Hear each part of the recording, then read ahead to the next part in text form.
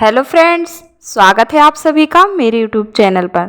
Friends, आज की video में आपको एक नई कहानी देखने को मिलेगी जिसका नाम है सास भी कभी बहू होती है।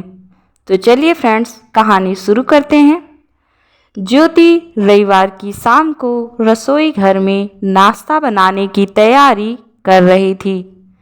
तभी उसकी सास निर्मला जी रसोई घर में आईं और ज्योति से बोली, बहू, मेरी सहेली आकांक्षा का फ़ोन आया था।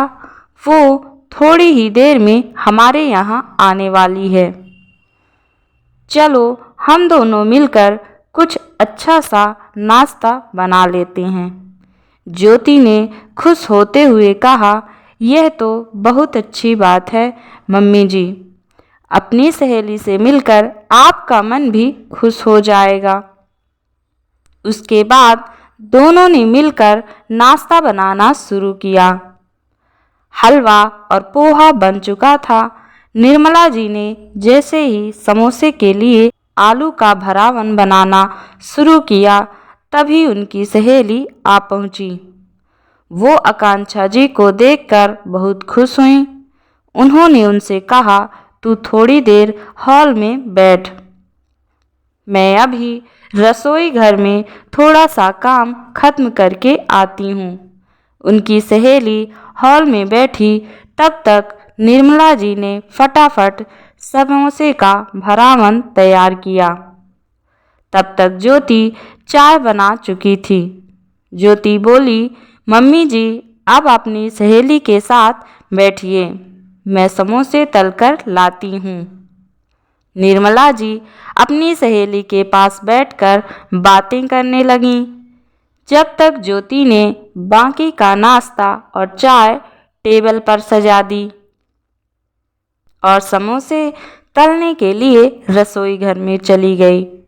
आकांक्षा जी ने हलवे का एक चम्मच मुंह में डालते हुए कहा, वाह, हलवा तो बहुत बढ़िया बनाया है तूने।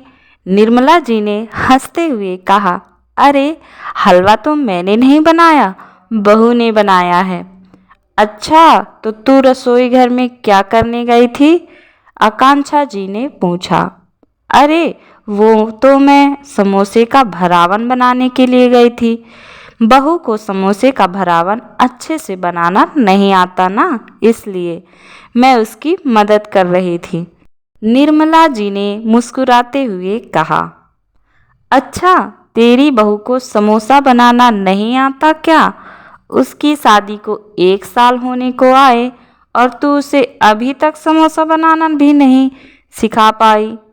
आकांक्षा जी ने पूछा।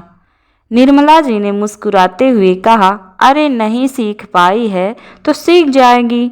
मैं कौन सा रोज रोज समोसा बनाती हूँ जो वो झट से सीख जाए।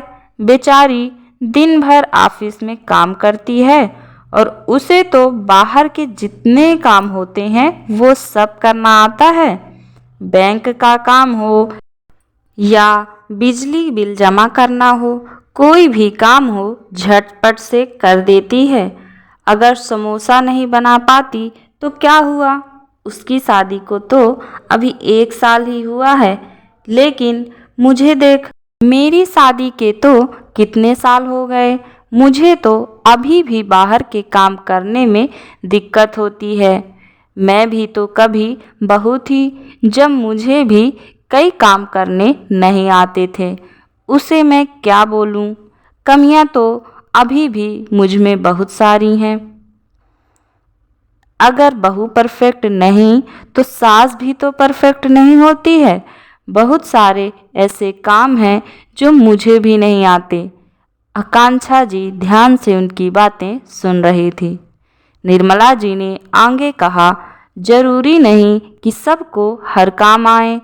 कोई किसी काम में निपुण होता है और कोई किसी और काम में। हाँ, हमें जो काम नहीं आता वह हमें सीखने की कोशिश जरूर करना चाहिए, क्योंकि कुछ ना कुछ कमियां तो हम सब में ही होती हैं। आकांक्षा जी ने सहमत होते हुए कहा, हाँ यार, बात तो तेरी बिल्कुल सही है। चल अब फटाफट से समोसा भी खिला दे। तभी ज्योति समोसे की प्लेट लेकर आई और तीनों मिलकर नाश्ते का मज़ा लेने लगीं। तो फ्रेंड्स, हर इंसान में कुछ न कुछ कमियां होती हैं। हमें उन्हें उनकी कमियों के साथ प्यार से स्वीकार करना चाहिए और उनकी कमी निकालने के बजाय उन्हें प्यार से सिखाने की कोशिश करना चाहिए। वो सास हो या बहू, सभी को सीखने की ज़रूरत होती है। सास भी तो कभी बहू ही होती है, कभी उससे भी कई काम नहीं बनते रहे होंगे। तो इसलिए हमेशा परफेक्ट बहू की चाहत ना करें।